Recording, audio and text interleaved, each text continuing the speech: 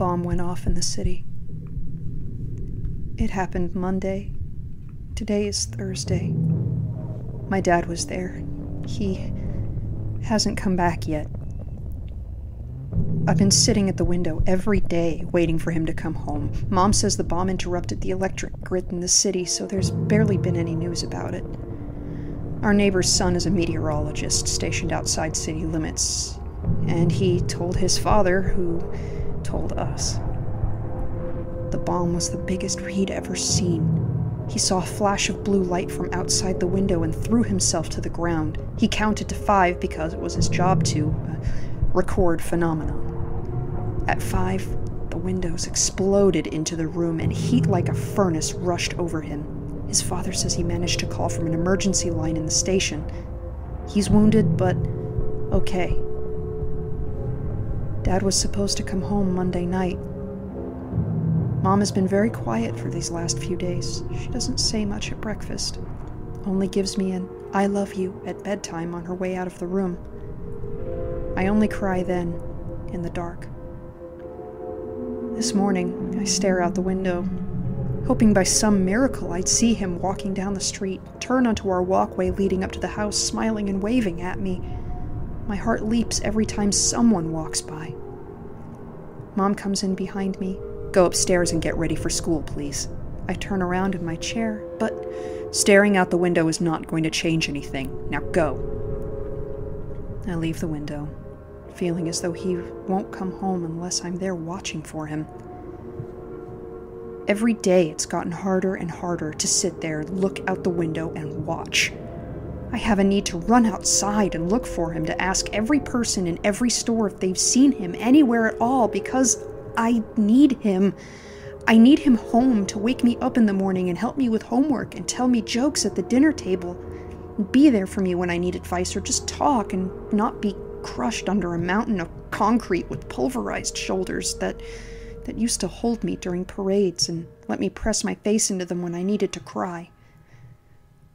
I sob while I put my books into my bag quietly because I haven't heard my mom cry and she won't hear me cry. The front door swings open from downstairs. "Hello?" For 3 days I dreamed of that voice. "Dad!" I half scream and rush into the landing, looking down over the banister through that vision that swam through tears. He was looking up at me. I couldn't tell if he was smiling or not. But I rushed down the steps toward him with a hysterical laugh of relief. I stopped dead when I came closer to him. His face was deep red and covered in blisters. His arms looked burned like they were held over a stove. His shirt was torn and covered in soot and maybe blood. "Dad, what?" "It's all right," he said. "Come give me a hug." I sprint to him and dive into his arms, and he gives a little cry of pain. "Oh God, Dad, I'm sorry," I mutter, and I'm trying to pull away. "It's all right," he says. "I'm just a bit sore, that's all." He looks up behind me.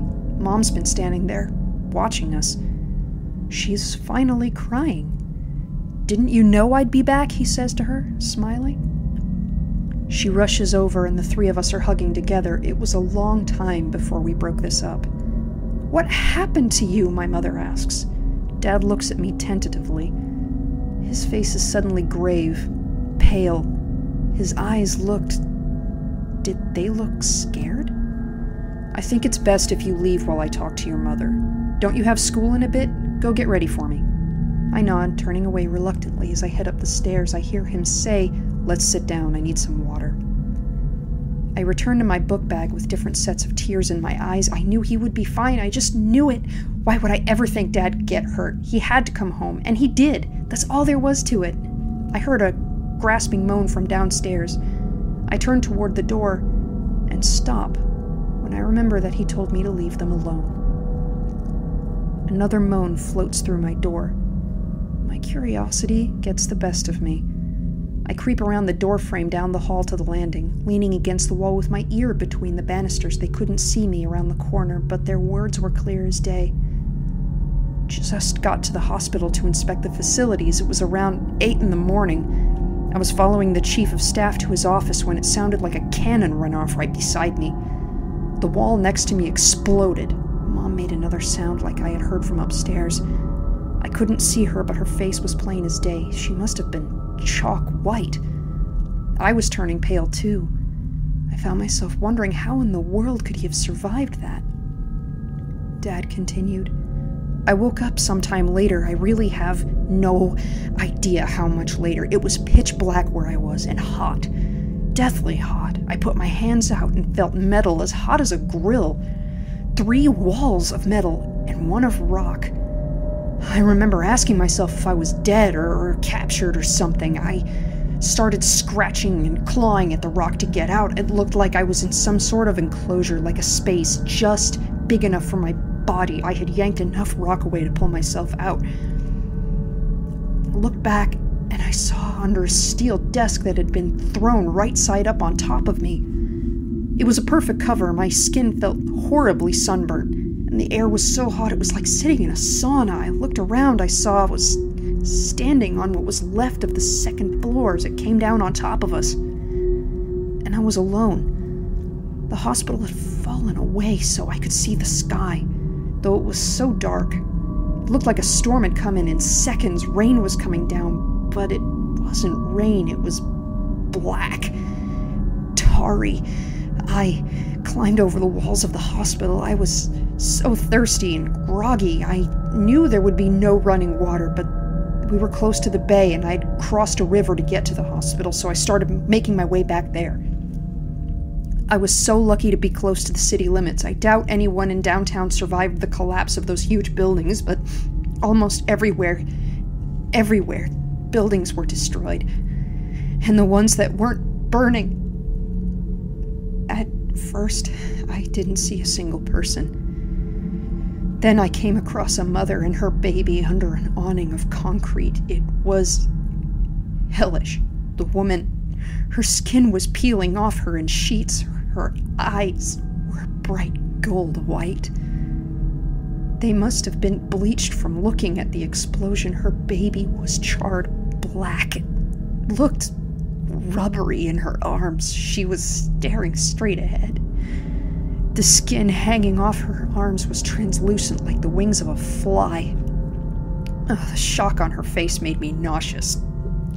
I called out to her, but she didn't hear me. I doubted that she would. She was probably deaf from being outside in the blast. I closed my eyes. What he was saying scared me. I didn't want to be here, but I was frozen against the wall, helpless to hear. As I got closer to the riverside, I saw more and more people, some on their feet, some lying like rag dolls, some whose body parts were just barely sticking out of the rubble. The people on the ground were so burned they were swelling up. They looked like black rubber dolls. When I got to the river, He stopped, choking on his words. Mom was dead silent now. I could imagine her dread is keeping her from even moaning. My heart is hammering now as I listen. I see with clarity the ghastly sights my father had seen. The images burned into my mind's eye. I saw hundreds, literally hundreds of corpses covering the banks of the river, piled on top of one another, trying to get a last drink. There were corpses floating down the river, too. I saw a woman pass who looked like she was wearing a long white cloth belt that was billowing out behind her. I got closer and realized it was her intestines, whitened by the water. On the other side of the river, there were large mounds piled up against the ruined walls facing the explosion, and people were standing around them, pulling them apart. They were looking for their loved ones inside mounds of human beings. I saw children there on their knees, screaming on the mounds, "Daddy, are you in there? Mommy, please come out." I stood there behind the bodies bordering the river like black and red sandbags, watching people float by, watching people dig into mountains of humans, watching people collapse where they stood, watching people with burst-out organs try to fit them back in, watching a man with eyes burned out of his head as he asked, "Is anyone there? Please kill me." I stood there under the gray sky, watching all this through smoke as black rain fell, and you know what I realized? I realized that in all my thoughts, all my dreams of what hell might look like. I could never have imagined anything like this. I guess I didn't need to, though. Hell came to me. Hell came to Earth. I stood for a long, long time after that. My back was still against the wall. The grotesque images swam in front of me as if at the end of a black tunnel. The women writhing, the men pleading for death, the corpses grinning up at me as they floated by. My shirt peeled off the wall as I ran to the bathroom. I bolted to the toilet and promptly vomited into the basin. My eyes felt like they would burst under the pressure of my undigested breakfast. The monsters I picture when I swing up my closet door open and look under the bed from the top, expecting to see dripping white teeth over two glaring red eyes. Those monsters are nothing now. Nothing compared to these horrors. These people. They're real. The ones who caused them this, there couldn't be anything more evil in the world. I kneeled, dazed, over the bowl for minutes. Came out of it only when my mom knocked on the door and told me in a quiet voice that I would be late for school if I didn't hurry. 35 minutes later, I was sitting in class before the teacher came in. Before I'd left the house, I hugged my dad, who'd fallen asleep on the couch where he sat. His face looked very lined, very tired under his blisters. He looked older. I hated thinking of him in that way, but I couldn't stop myself. I came out of it slightly when the teacher came in at 11 o'clock, shushing the chattering class. He wrote the month and the 9th on the board before turning to us. "Kids," he said, "I know that things have been scary these last couple of days, but we all need to remember to keep calm, okay? It's especially important to obey your curfews and not cause a ruckus of any type. I'm talking, of course, about the incident that happened last night.